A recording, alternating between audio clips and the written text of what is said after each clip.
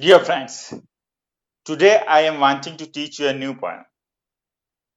I am feeling, I am thinking, and I am knowing also that you are also wanting to learn this poem. अब आपको लग रहा होगा कि आज सर बहुत ज्यादा आईएनजी का प्रयोग कर रहे हैं, वांटिंग, थिंकिंग, नोइंग, फीलिंग। नमस्कार साथियों, आप सबका आपके अपने इंग्लिश चैनल इंग्लिश बाय पुनीजन पर हार्दिक स्वागत है। और आज जो मैं आपको कविता प्रस्तुत करने जा रहा हूं उसमें इसी तरीके के आईएनजी का बार बार प्रयोग हुआ है, और क्या वो ग्रामेटिकली सही है गलत है उसका फैसला हम बाद में करेंगे। आज की हमारी पोएम जो मैं आपके सामने प्रस्तुत करने जा रहा हूं वो है good bye party for miss Pushpa TS. Nissim Ezekiel की एक पोएम है। निजिम आइजिकल का नाम आपने सुना होगा, कुछ ने नाइट ऑफ द स्कॉर्पियन पहले पढ़ी होगी, नहीं तो मैं इसके ऊपर भी एक क्लास देने जा रहा हूँ। नाइट ऑफ द स्कॉर्पियन एक बेहतरीन कविता है निजिम आइजिकल। साथ ही साथ निजिम आइजिकल के कई वर्क्स बड़े इंपॉर्टेंट हैं, और जिन्होंने पिछली बार आरपीएससी सेकंड ग्रेड इंग्लिश दिया था इंडियन इंग्लिश राइटर्स में, उन्होंने जरूर पढ़ा होगा निजिम आइजिकल को, पूरी उनकी जीवनी पढ़ी होगी। आपका जन्म 16 दिसंबर 1924 में हुआ था और आपका निधन 9 जनवरी 2004 में हुआ, और इस बीच उन्होंने as a poet, as a playwright, as an editor काफी अच्छा काम किया।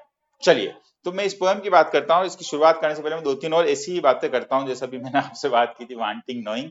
मैं दो तीन लैंग्वेज से जुड़ी बातें करता हूँ कि लैंग्वेज का कैसे प्रयोग किया जाता है, और कई बार लैंग्वेज का हम प्रयोग उस तरीके से नहीं करते हैं या हम ट्रांसलेशन कर देते हैं, जैसे अनुवाद करके हम इंग्लिश का प्रयोग करते हैं तो इंग्लिश बड़ी सी अलग सी इंग्लिश बन जाती है, जो कभी कभी ह्यूमर क्रिएट कर देती है, कभी कभी सटायर और फन भी क्रिएट कर देती है। अब जैसे मैं किसी को बोलूं कि मुझसे तब मिलना जब मैं खाली हूँ, खाली टाइम में मिल जाना, तो मैं बता दूंगा जो भी पूछना चाहता है। तो मुझसे तब मिलना जब मैं खाली हूँ, और उसका मैं अनुवाद कर दूं इंग्लिश में, meet me when I am empty. ऐसा ही एक अच्छा जोक मैंने पढ़ा था जिसमें एक बच्चे को बोला गया कि अनुवाद करो, संतोष आम खाता है। तो वो भी अपनी सही था, संतोष आम खाता है, तो इन जनरल आप अनुवाद बिल्कुल कर देंगे संतोष ईट्स मैंगो। पर बच्चे ने थोड़ा अलग तरीके से अनुवाद कर दिया, संतोष की इंग्लिश उसने कर दी सेटिस्फेक्शन। संतोष आम खाता है, आम जनरल और खाता अकाउंट, तो उसने इंग्लिश कर दी Santosh is a general account. Santosh is a general account और satisfaction is a general account. तो कई बार हम इस तरीके से इंग्लिश में ट्रांसलेशन कर देते हैं, जो हम सोच रहे होते हैं सीधा सीधा उसका ट्रांसलेशन कर देते हैं, और उससे हास्य की उत्पत्ति होती है। तो इसी तरीके का हास्य निजिम आइजिकल ने उस जमाने में ऑब्जर्वेशन किया होगा कि लोग किस तरीके की लैंग्वेज का प्रयोग कर रहे हैं, तो हल्की फुल्की हंसी मजाक वाली आपकी कविता है। अब देखिए इस पोएट्री में हो क्या रहा है, good bye party for miss Pushpa TS. तो यहाँ पर जो हम बात कर रहे हैं मिस पुष्पा की बात कर रहे हैं, जिनकी गुड बाय पार्टी है। तो मान के चलिए कि वो कहीं जा रही हैं, निश्चित तौर पर विदेश जा रही हैं, हायर स्टडीज के लिए संभवतः विदेश जा रही होंगी। तो उनको फेयरवेल पार्टी दी जा रही है, और उसमें कोई नरेटर, कोई व्यक्ति है जो फेयरवेल स्पीच दे रहा है। अब पब्लिक स्पीकिंग कई रूल्स होते हैं, हमें पब्लिक स्पीकिंग जब करनी होती है तो अच्छे से तैयारी भी करनी चाहिए, प्रॉपरली बोलना चाहिए, ऑर्गेनाइज्ड वे में बोलना चाहिए, सॉलिड बात करनी चाहिए, टू द पॉइंट बात करनी चाहिए, और गलतियों से बचना चाहिए। पर यहाँ जो हमारा स्पीकर है कुछ ऐसी छोटी मोटी गलतियां करता है, कभी कुछ इरिलेवेंट बातें भी करता है जो उस टॉपिक से रिलेटेड नहीं होती, जो हम सभी करते हैं। चलिए, तो मैं आता हूं अपने पॉइंट के ऊपर। अब देखो, एक फेयरवेल स्पीच दी जा रही है, उसमें जो मैंने शुरुआत में बात की थी कि आईएनजी का बड़ा प्रयोग किया जा रहा है। आमतौर पे प्रेजेंट कंटिन्यूअस टेंस हम पढ़ते हैं, और जब आपने मुझसे भी टेंस पढ़ा होगा या कहीं पर भी आपने कॉम्पिटिटिव एग्जाम्स भी दिए होंगे, तो आपको एक रूल अवश्य बताया होगा कि नेचुरल सेंसेशन या प्राकृतिक संवेदनाओं से संबंधित क्रियाओं के साथ इन जनरल आईएनजी का प्रयोग नहीं किया जाता है। आपने आई वांट टू प्ले सुना होगा, I am wanting to play नहीं सुना होगा। आई एम नोइंग के बजाय आई नो, यू नो, इस तरीके से। और भी शब्द होते हैं जिनके साथ हम आईएनजी का प्रयोग नहीं करते हैं आमतौर पर। और प्रेजेंट कंटिन्यूअस टेंस में ये एक इंपॉर्टेंट क्वेश्चन कॉम्पिटिटिव एग्जाम में ग्रामर में भी होता है, तो ये ध्यान रखिएगा, वहां पर भी लगभग हर एग्जाम में ये आजकल इंपॉर्टेंट क्वेश्चन होता है। क्लियर? परंतु जब हम अनुवाद करते हैं तो अनुवाद करने में हम ध्यान नहीं रखते हैं, और हम सीधा वर्ड टू वर्ड ट्रांसलेशन कर देता हूँ। यहाँ पर वही चीज हो रही है। अब देखिए मैं पोएट्री पे आता हूँ, तो फर्स्ट स्टैंजा की बात कर रहा हूँ। अब आप देखिए आपके सामने पूरा फेयरवेल स्पीच आ रहा है। तो जो व्यक्ति है जो फेयरवेल स्पीच दे रहा है वो इस तरीके से बोलता है, फ्रेंड्स, दोस्तों, अवर डियर सिस्टर, जिसकी बात की जा रही है, miss Pushpa TS is departing for foreign. अब यहाँ पर भी देखो कुछ अच्छे शब्दों का और अच्छा प्रयोग किया जा सकता था। फॉरेन की जगह अब्रोड भी लगाया जा सकता था, कुछ अच्छे से स्ट्रक्चर्ड वे में भी सेंटेंस बोला जा सकता था। इन 2-3 डेज, 2-3 दिनों में। तो जैसा बिल्कुल हम सोच रहे हैं वैसा का वैसा हम उसको अनुवाद में लिए जा रहे हैं। And we are meeting today to wish her bon voyage. Bon voyage का मतलब वो किसी यात्रा पर जा रही हैं, समुद्री यात्रा पर जा रही होंगी। तो कहा जा रहा है कि आपकी जो यात्रा है वो सुखद हो, आपकी यात्रा मंगलमय हो। क्लियर।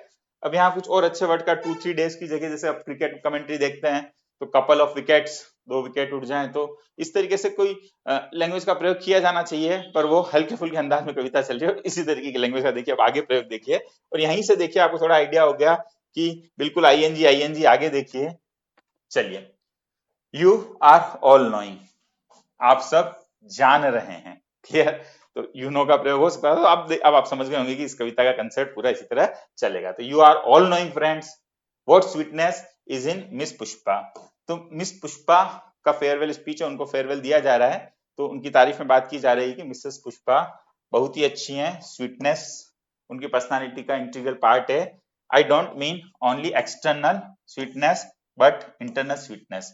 मतलब वो एक्सटर्नल स्वीटनेस की बात कर रहे हैं और इंटरनल स्वीटनेस की बात भी कर रहे हैं, पर इसको बहुत अच्छे तरीके से कहा जा सकता था। तो पब्लिक स्पीकिंग में हम जो भी बात कहें उसको बहुत अच्छे शब्दों में व्यक्त किया जाना चाहिए, और नहीं तो वियर्ड लगता है, वो थोड़ा स्ट्रेंज, थोड़ा सा अजीब सा शब्दों का प्रयोग लगता है। Miss Pushpa is smiling and smiling, मुस्कुराती रहती हैं, उनकी आदत के बारे में बताया जा रहा है। पर वापस वो जो मैं कह रहा हूं, ING, miss Pushpa is smiling and smiling even for no reason, मतलब बिना रीजन के। मतलब कहना चाहते हैं कि मिस पुष्पा टीएस जो हमेशा मुस्कुराती रहती हैं, बट उसको सेंटेंस को उन्होंने उस तरह यूज किया है, miss Pushpa is smiling and smiling even for no reason but simply because she is feeling. बिल्कुल शब्द से अनुमान, बट सिंपली इसलिए मुस्कुराती हैं बिकॉज शी इज फीलिंग, कि वो ऐसा फील करती हैं। अब करती हैं कहना चाहते हैं, बट वो हर जगह आईएनजी का प्रयोग कर रहे हैं, because she is feeling. Clear. पूरा स्पीच इस तरह आगे चलेगा। अगले स्टेंजा पे आते हैं। Miss Pushpa is coming from very high family.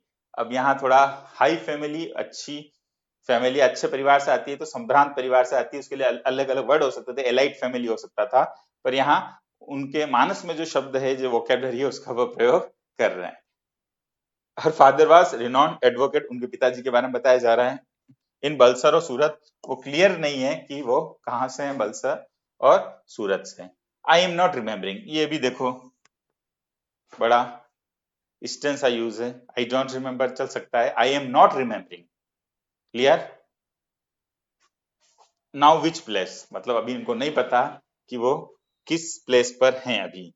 तो यहाँ पर पिताजी की बात हुई। अब देखो आगे और देखो कि सूरत, चलो उन्होंने अंदाजा लगाया Surat. Yes, once only I stayed in Surat. जब वो जो स्पीकर है वो कभी सूरत ठहरे होंगे उसकी बात कर रहे हैं। आई stayed in Surat with family members of my uncle. अब देखो पब्लिक स्पीकिंग चल रही है, आप मिस पुष्पा टीएस के फेयरवेल में बात कर रहे हो, पर आप इरेलेवेंट हो जाते हो, किसी और के बारे में बात करने से। अब जैसे मैं जाऊं किसी की तारीफ में कुछ बोलने जाऊं, किसी के बारे में कुछ शब्द बताने जाऊं, और मैं उसके बारे में न बात करके किसी और ही चला जाऊं, थोड़ा सा अजीब सा माहौल भी हो जाता है। अब देखिए, with family members of my uncles very old friend, तो खुद के अंकल के किसी ओल्ड फ्रेंड के बारे में बात कर रहे हैं, और बता रहे हैं कि his wife was cooking nicely. अब वापस हुई है, वाज कुकिंग नाइसली, वो आदत बता रहे हैं, या हैबिचुअल एक्शन बता रहे हैं, या कोई भी पास्ट का बता रहे हैं कि वो ऐसा किया करती थी, या उनकी कुकिंग स्टाइल अच्छी थी। तो वापस आईएनजी का प्रयोग किया, और किनकी, मिस पुष्पा टीएस की नहीं, उनके अंकल के किसी पुराने फ्रेंड के घर गए होंगे, वहां पर उनकी पत्नी के बारे में बात कर रहे हैं। और पब्लिक स्पीकिंग में इस तरीके से लोग आपको सुन रहे हैं, और आप जो बात करनी है उससे हट के कोई और ही पंचायत करना शुरू कर देते हो। चलो, that was long time ago, ये बहुत पुरानी बात है। अब थोड़ा उनको याद आता है कि भाई ये तो क्या हो रहा है, मैं तो कहीं और चला गया, वापस लौट के आते हैं। चलो, अगला स्टेंजा।